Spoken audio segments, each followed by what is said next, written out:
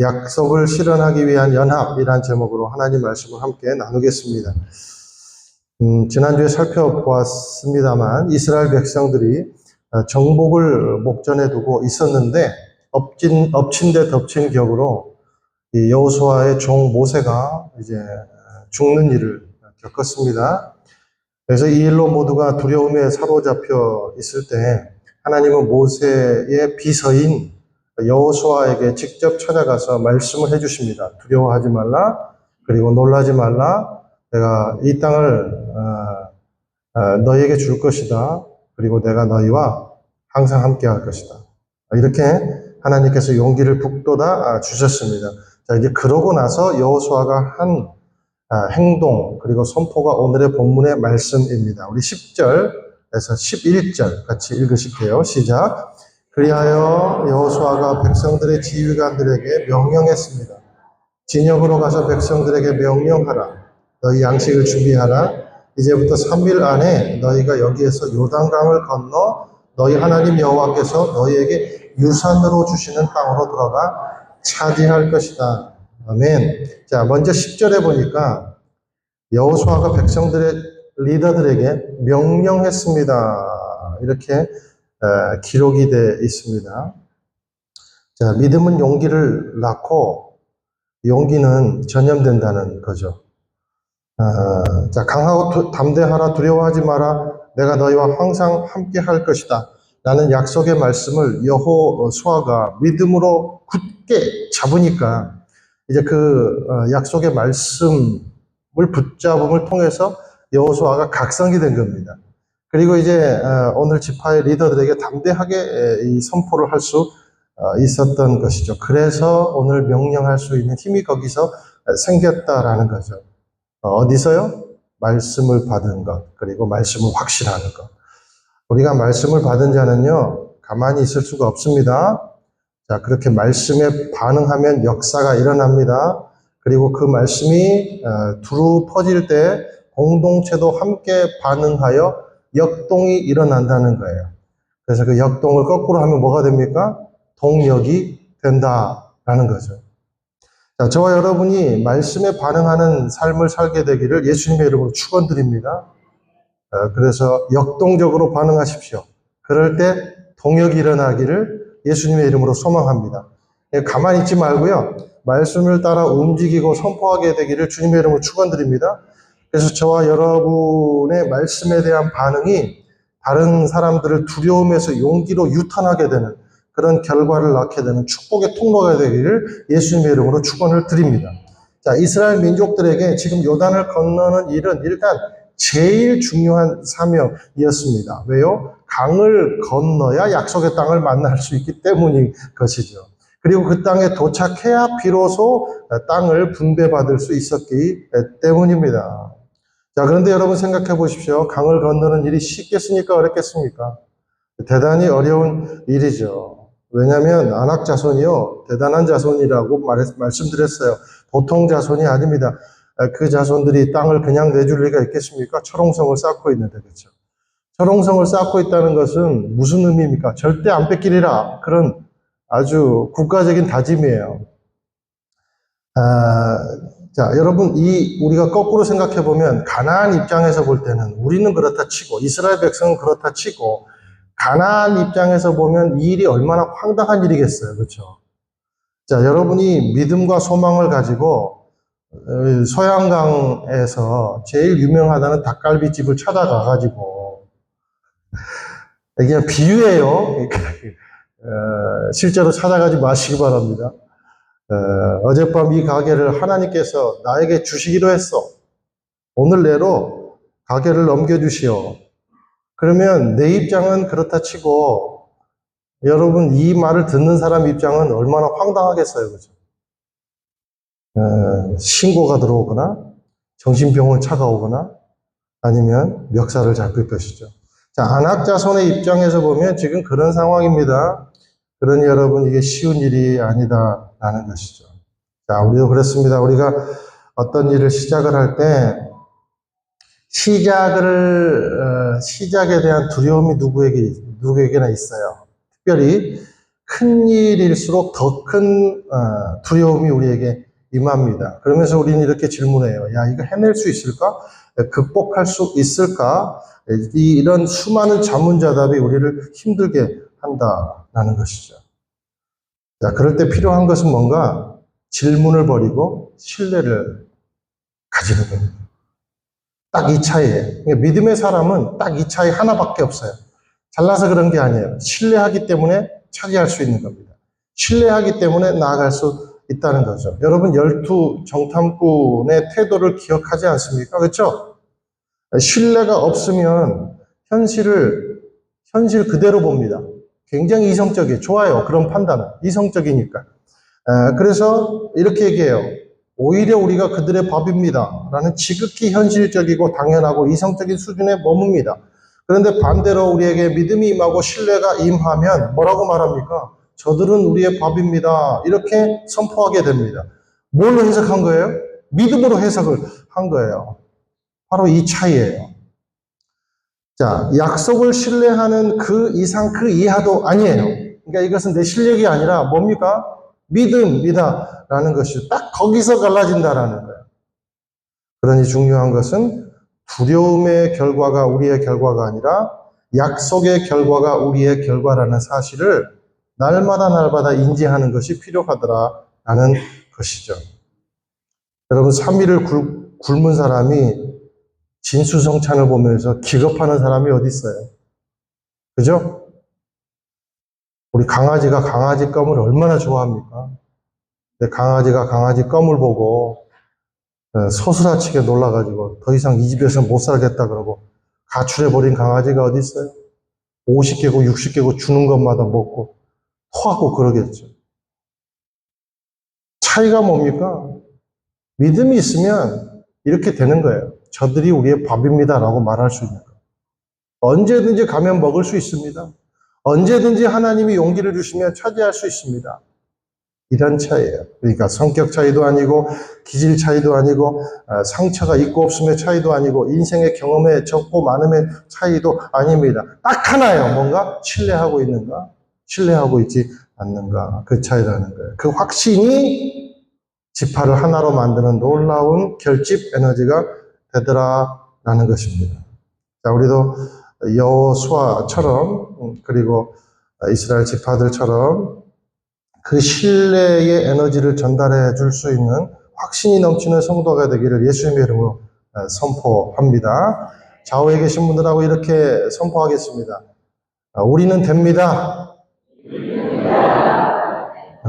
한 번 더. 하나님이 하십니다. 근데 믿음 갖고 선포한 거예요? 믿음을 가지고 선포하십시오. 자, 또 12절에 보니까 너희 양식을 준비하라 그랬어요. 너희 양식을 준비하라.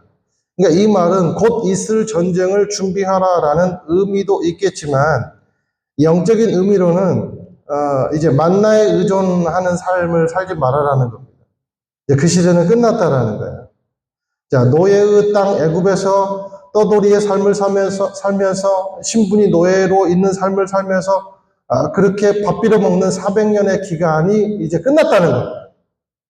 그리고 여기저기를 광야에서 떠돌아다니며 40년 동안 떠돌이의 삶을 살면서 하늘에 내려주신 만나와 메추라기를 가지고 그것으로 레시피를 만드는 시대는 이제 끝났다라는 겁니다. 우리도 결혼을 하고 전셋집을 전전하다가 10년, 20년 만에 이렇게 내 집을 마련하고 이사하면서 먹는 짜장면 얼마나 맛있어요. 그렇죠? 그리고 첫날 거기서 잠을 청할 때 막 설레지 않습니까? 잠도 안 오고 그러죠? 자, 그런데 이 너희 양식을 준비하라 이런 의미는 더 깊은 영적 의미가 있습니다. 그것이 뭐겠습니까? 젖먹이 신앙에서 멈춰있지 말고 성숙된 신앙, 자족의 신앙, 스스로 나아가는 신앙, 함께 무언가를 줍는 것에서 그쳐버리는 것이 아니라 함께 헌신하며 비전을 이루는 그런 삶, 함께 나누는 삶을 살아라라는 것입니다. 자, 바울이 빌립보 성도들에게 말씀했어요. 빌립보서 2장 12절에 두렵고 떨리는 마음으로 여러분의 구원을 이루십시오라고 선포하지 않았습니까?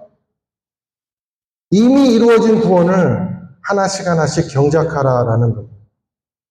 광산에 널려있는 그런 금을 캐듯 구원을 날마다 이제 누리면서 사는 사람이 너희의 삶이 될 것이다라는 거예요. 그게 양식을 준비하라라는 삶입니다. 저와 여러분이 날마다 구원을 누리는 삶이 되기를 예수님의 이름으로 축원드립니다. 뭔가 주세요 이런 신앙보다 이제는 내가 무엇을 드릴 수 있습니까? 라는 그런 신앙으로 바뀌게 되기를 예수님의 이름으로 축원을 드립니다. 12절에서 15절까지 또 한번 읽어보실게요. 시작. 루벤 지파와 갓 지파와 므낫세 지파에게 여호와의 종 모세가 너희에게 너희 하나님 여호와께서 너희에게 안식을 주시고 이 땅을 너희에게 허락하셨다라고 명령한 것을 기억하라. 너희 아내들과 너희 어린아이들과 너희 가축들은 모세가 너희에게 준 요단강 건너편에 머물러 있고 무장한 너희 형제들보다 앞서 건너가서 그들을 도와야 한다. 여호와께서 너희에게 하신 것처럼 너희 형제들에게도 안식을 주실 때까지 그들도 너희 하나님 여호와께서 그들이 주시는 땅을 차지할 때까지 너희가 도와야 한다. 너희는 그 후에야 여호와의 종 모세가 너희에게 준 요단강 건너편 곧 해돋는 쪽으로 돌아가 너희 땅을 상속할 것이다. 자, 여호수아가 모든 리더들에게 이 말을 선포하고 자, 이제 그 다음에 꼭 집어서 루벤, 갓, 므낫세 반지파, 그러니까 므낫세 헤프, 반쪽 지파를 불러 세워놓고 이렇게 지금 선포를 하는 내용이 12절에서 15절까지 말씀입니다. 자, 여호수아는 모세의 비서로 있을 때 모세를 잘 보좌했습니다. 그리고 모세가 살아있을 때 공동체에 일어나는 모든 일들을 민감하게 반응하고 기록하고 기도를 했습니다. 자, 그래서 이 일을 옆에서 수종을 들면서 아마 똑똑히 듣고 보았을 거예요. 그러니 이 지파들이 부정할 수 없었을 것입니다. 자, 기억하고 기도하고 기대하는 것이 자, 여호수아가 여러분 과거의 일들을 기억해내잖아요. 그리고 이것을 가지고 기도했겠습니까? 안 했겠습니까? 기도했겠죠. 사랑하는 여러분, 기억하고 기도하고 기대하는 것이 담대함하고 만나면 실력이 되고 실제가 된다는 거예요. 제가 새벽 기도 때도 말씀드렸죠. 응답받는 세 가지 비결. 기억하고 기도하고 기대하라. 소망하라. 그리고 담대해야 합니다. 그것이 우리의 실력이 될 줄로 믿습니다. 자, 이제 이 말에 이 지파들 이 반응을 하는 내용입니다. 16절에서 18절까지 읽겠습니다. 시작. 그러자 그들이 여호수아에게 대답했습니다. 무엇이든 당신이 우리에게 명령하신 대로 하겠습니다. 어디든 우리를 보내신 쪽으로 가겠습니다.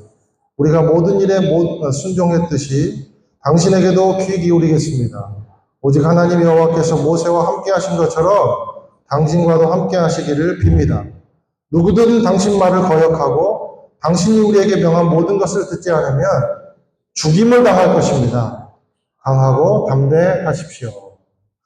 자, 그런데 오늘 이 말씀을 들은 세 지파의 반응이 사실 가나안 정복의 마중물이 되었다라는 거예요. 자, 르우벤, 갓, 므낫세 반지파 벌써 몇 분의 몇이에요? 4분의 1입니다. 자, 이 지파는 이미 요단 동편을 이미 차지한 지파예요. 그러니까 이 말은 정복에 참여하지 않아도 되는 지파였다는 겁니다. 그래서 여호수아가 이들에게 과거에 너희들이 이랬지 않느냐, 이렇게 약속했지 않았느냐, 안 지키면 너희들 안 돼라고 말했을 때 우리가 언제요? 라고 말할 수도 있었어요. 회피할 수도 있었다는 거예요. 그러나 그들은 지금 어떻게 행동하고 있습니까? 책임졌다는 겁니다. 인정했다는 겁니다. 순종했다는 겁니다. 멋진 일이죠. 여러분, 우리도 그래야 됩니다. 사랑하는 여러분, 가정을 책임지십시오. 그리고 직장을 책임지십시오. 여러분이 교회에서 사명 주신 것 책임지십시오. 하나님이 주신 사명 책임지십시오. 순종하십시오. 그런 사람이 훌륭한 사람이라는 거예요.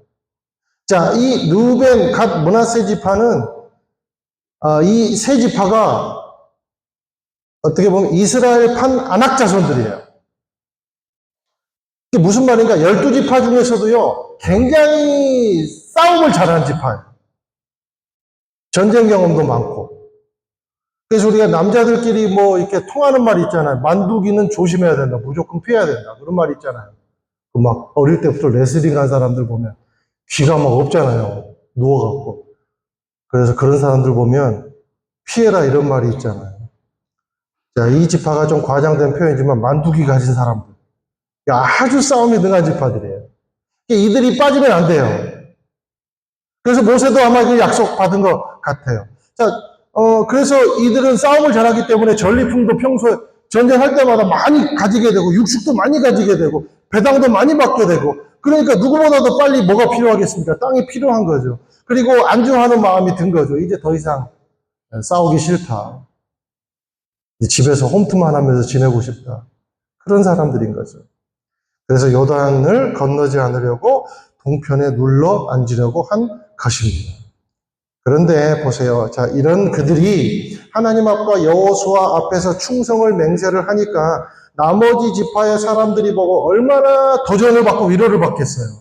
야, 진짜 든든하다. 니네들만 나서줘도 될 수 있겠다 싶은 거죠. 나머지 지파들이. 자, 이들의 헌신이 연합을 하게 하고 약속을 실현하는 마중물이 되었더라라는 것입니다. 사랑하는 여러분, 앞장선 섬김이 값지고 보배로운 이유가 있습니다. 그것은 뭐냐면 헌신과 연합을 불러오기 때문이라는 거예요. 우리가 그런 말 있잖아요. 노블리스 오블리주. 를 실천하고 본이 되어 결의를 다지는데 앞장선 4분의 1이 나머지 3을 살리는 거예요. 지금 우리 온누리 교회가 이런 것들을 실천하고 있잖아요.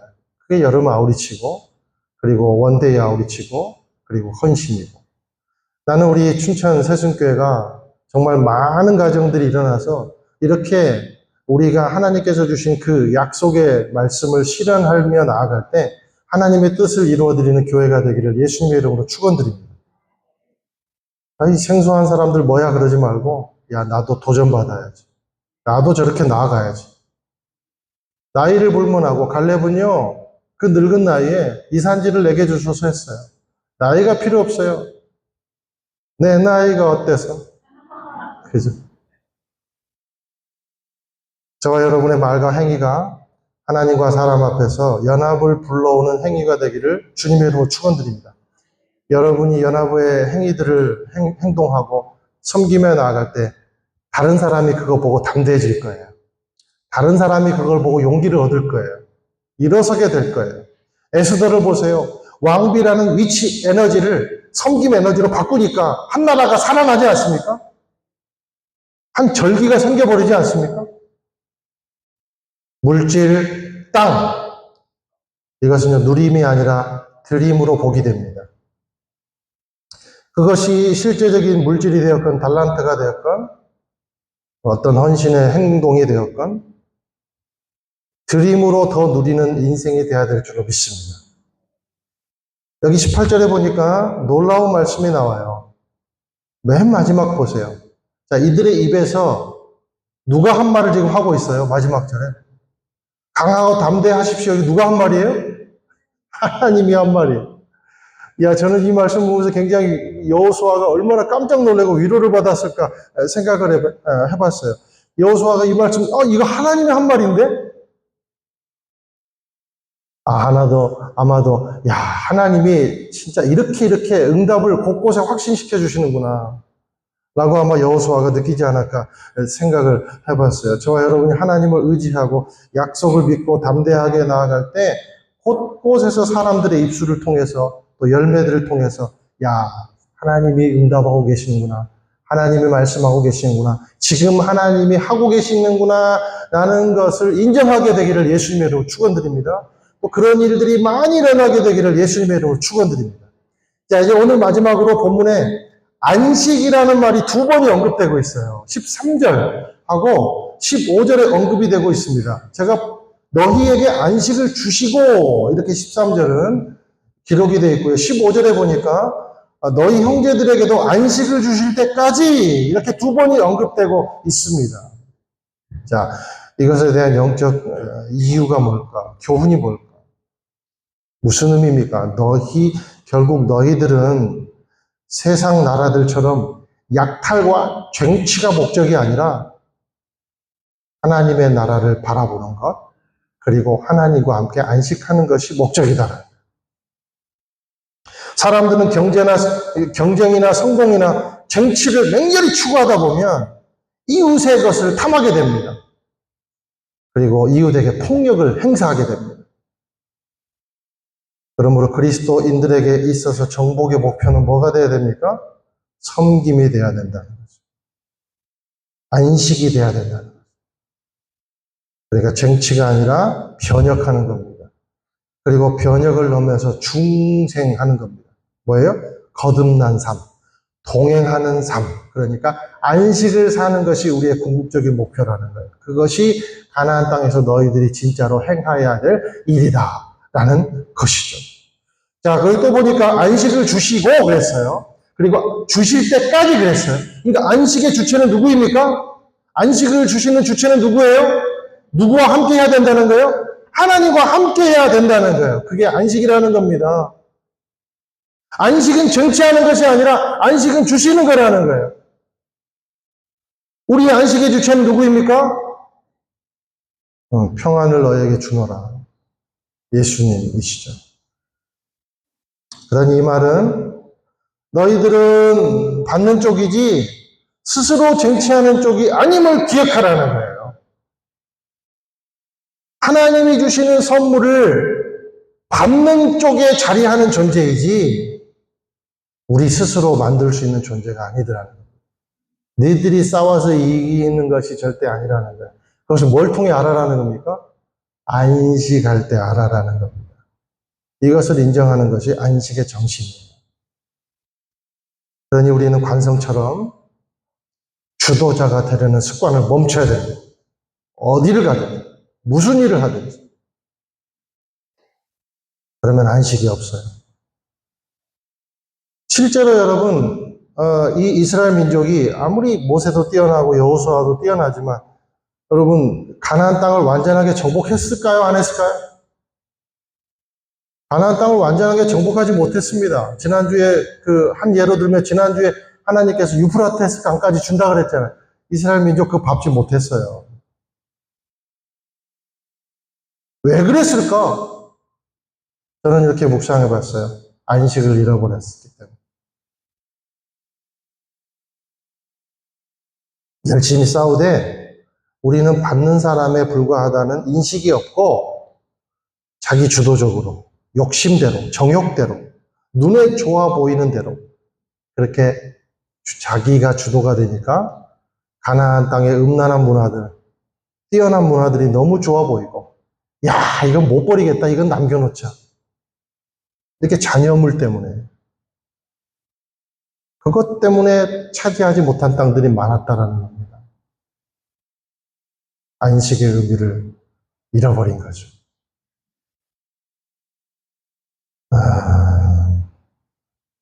자신들은 받는 쪽이 아니라 우리가 주도하는 쪽으로 그래서 주장대로 살고 누리고자 하는 욕심 때문에 망하게 된 겁니다. 사랑하는 여러분, 저와 여러분이 오늘 진정한 안식을 누리고 있습니까? 이루고자 하는 목표가 뭡니까? 마지막 도전드립니다. 보수입니까? 보람입니까? 안정입니까? 안식입니까? 소유입니까? 존재입니까? 안식의 주인이신 예수님과 연합해서 진정한 안식을 누리는 저와 여러분이 되기를 예수님의 이름으로 축원을 드립니다.